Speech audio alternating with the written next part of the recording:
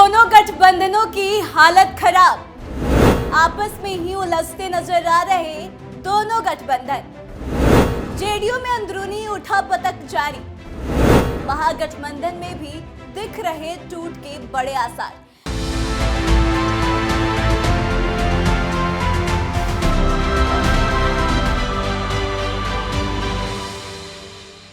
नमस्कार, capital TV Bihar की special story देख रहे हैं आप और मैं आत्मजा आपके साथ।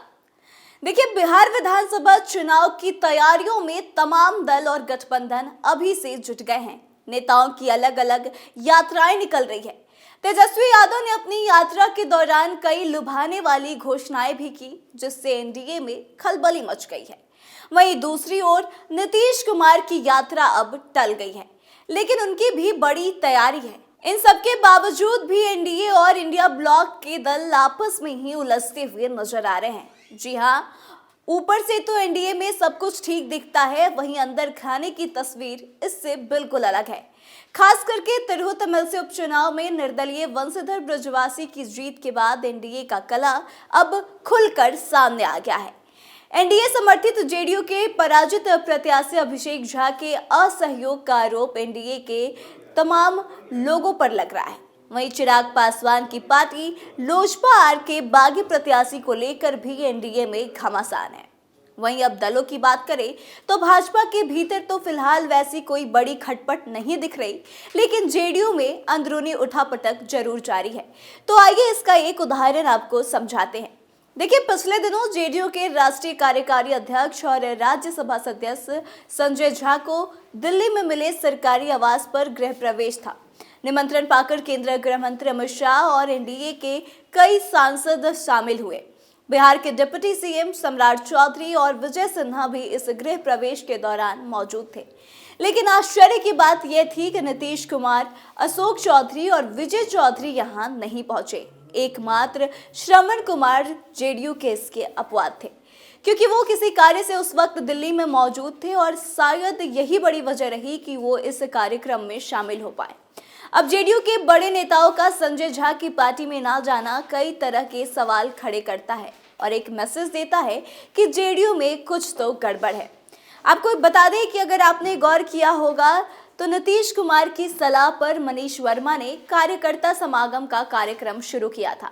जिलों में जाकर न सिर्फ वे कार्यकर्ताओं के साथ बैठक कर रहे थे, बल्कि समता पार्टी के जो पुराने और बिछड़े लोग हैं उनसे भी मुलाकात कर रहे थे।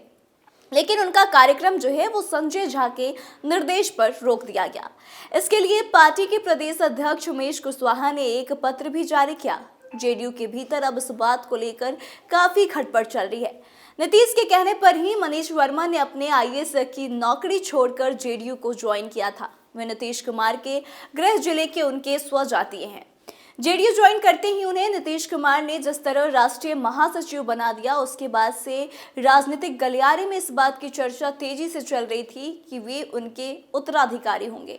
लेकिन फिलहाल इसकी स्थिति जो है वो पूरी तरह से विपरीत है और संजय झा के इशारे पर यह सारी चीजें हुई हैं, ये यात्रा रोकी गई है। वहीं दूसरी ओर इंडिया ब्लॉक भी कुछ कम नहीं है। इंडिया ब्लॉक में भी कांग्रेस और आरजेडी एक दूसरे के आमने सामने हैं। आरजेडी ने राष्ट्रीय स्तर पर इंडिया ब्लॉक के नेतृत्व की कमान राहुल गांधी की जगह ममता बनर्जी को सौंपने की वकालत कर दी है। लालू प्रसाद यादव का बयान जब आया, उसके बाद से दोनों के संबंधों में खटास आ गई। तो पहले उस बयान को सुनिए। लालू जी, ममता जी नेतृत्व मांग रही है इंडिया गठबंधन का कि हमको नेतृत्व दे दीजिए। हाँ, ठीक है, दे देना चाहिए, हम सहमत हैं। लेकिन कांग्रेस उसकी आपत्ति जता रही है। लालू जी कांग्रेस को जताने ममता को तो देखिए, ये बयान आया था। हालांकि कुछ लोग इसे प्रेशर पॉलिटिक्स भी मान रहे हैं, जो कि दोनों तरफ से की जा रही है। दरअसल कांग्रेस को भनक लग गई है कि विधानसभा चुनाव में आरजेडी उसकी सीटों में इस बार कटौती करने के बारे में सोच रही है। इसलिए पहले से ही कांग्रेस ने पैंतराबाजी शुरू कर दिया है। कभी सीटों पर समझौता न करने की बात कांग्रेस के नेता कह रहे हैं, तो अब 2 डिप्टी सीएम का प्रस्ताव भी कांग्रेस ने रख दिया है। कांग्रेस को पिछली बार की तरह सीटें देने को आरजेडी अब बर्बादी मानता है। आपको याद होगा कि 2020 के विधानसभा चुनाव में कांग्रेस ने दबाव डालकर आरजेडी से 70 सीटें ले ली थी, जिसमें 19 ही कांग्रेस जीत पाई। आरजेडी का मानना है कि यदि कांग्रेस की सीटों में कटौती कर उसके या वाम दलों के उम्मीदवार उन सीटों पर लड़े होते तो तेजस्वी यादव का सीएम बनना 2020 में लगभग तय था।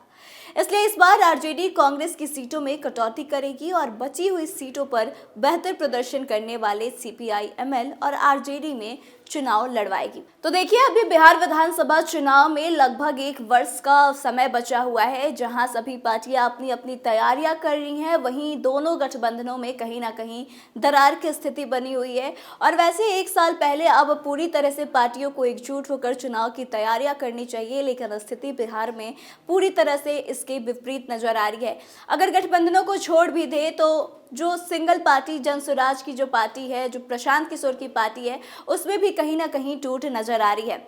सबसे पहले उनकी बात करें तो हाल ही में उन्होंने उपचुनाव लड़कर राजनीति में एंट्री की और कुछ सीटों पे अच्छा प्रदर्शन भी रहा, वहीं कुछ सीटों पर अच्छा प्रदर्शन नहीं रहा। वहीं तिरहुत में जो स्नातक का चुनाव हुआ एमएलसी का, उसमें भी उनके कैंडिडेट ने काफ़ी बेहतर प्रदर्शन किया, लेकिन उनकी पार्टी पर कई तरह के बड़े आरोप लग रहे हैं। उनके ही दल में शामिल नेता अब उनका साथ छोड़कर जेडीयू ज्वाइन कर रहे हैं और उनका मानना है कि प्रशांत किशोर की पार्टी में जिस सोच के साथ उन्होंने एंट्री ली थी वो चीज़ फॉलो नहीं हो रही है और वो लोग भी अब नीतीश कुमार के कामों की सराहना कर रहे हैं। वहीं दूसरी तरफ जेडीयू में अंदरूनी कलह तो जारी है। कभी ललन सिंह को लेकर चीज़ें बिगड़ जाती हैं तो अब संजय झा की वजह से जेडीयू में कहीं ना कहीं कुछ नेताओं में नाराजगी है और नीतीश कुमार भी अब उस नाराजगी को सुलझा पाने में कहीं ना कहीं असफल नजर आ रहे हैं। वहीं दूसरी तरफ आरजेडी और कांग्रेस में काफ़ी तीखा वार प्रत्यावार चल रहा है। एक तरफ कांग्रेस के तरफ से कई बड़ी मांगे की जा रही है, कभी 2 डिप्टी सीएम बनाने की मांग की जा रही है तो कभी सीटों की मांग की जा रही है। वहीं दूसरी तरफ लालू प्रसाद यादव और तेजस्वी यादव ने अखिलेश यादव और ममता बनर्जी का साथ दिया है और राहुल गांधी के नेतृत्व पर ही सवाल खड़े किए हैं और इनका साफ मानना है कि कांग्रेस के होने या ना होने से बिहार में तो इन्हें कोई फायदा नहीं मिलता और राष्ट्रीय स्तर पर भी कांग्रेस उतना बेहतर परफॉर्मेंस नहीं दे पा रही है जितना कि उसे देना चाहिए। और अब इस मुद्दे पर इंडी गठबंधन के तमाम सहयोगी दल जो हैं वो खुलकर बोलने लगे हैं, चाहे वो अखिलेश यादव हो, हेमंत सोरेन हो या फिर ममता बनर्जी। और बिहार भी इससे अछूता नहीं है। बिहार से तेजस्वी यादव अब खुलेआम ममता बनर्जी को नेतृत्व देने का समर्थन कर रहे हैं। तो ऐसे में देखना दिलचस्प होगा कि चुनाव के इतने समय पहले अगर इस तरह की चीज़ें सभी गठबंधन और पार्टियों में हो रही है तो फिर एक साथ एकजुट होकर कैसे चुनाव लड़ पाएंगे। वहीं आपको याद दिला दें कि जब इंडी गठबंधन फॉर्म हुआ था उस वक्त इंडी गठबंधन के तमाम जो दल हैं उन लोगों का यही मानना था कि एकजुट होकर भाजपा से जीतना है, भाजपा को हराना है। लेकिन अब जिस तरह का सिनारियो बना हुआ है उसको देखकर ऐसा लगता है कि भाजपा को हराना तो दूर, इन लोगों का एकजुट रहकर चुनाव लड़ पाना भी संभव नहीं है।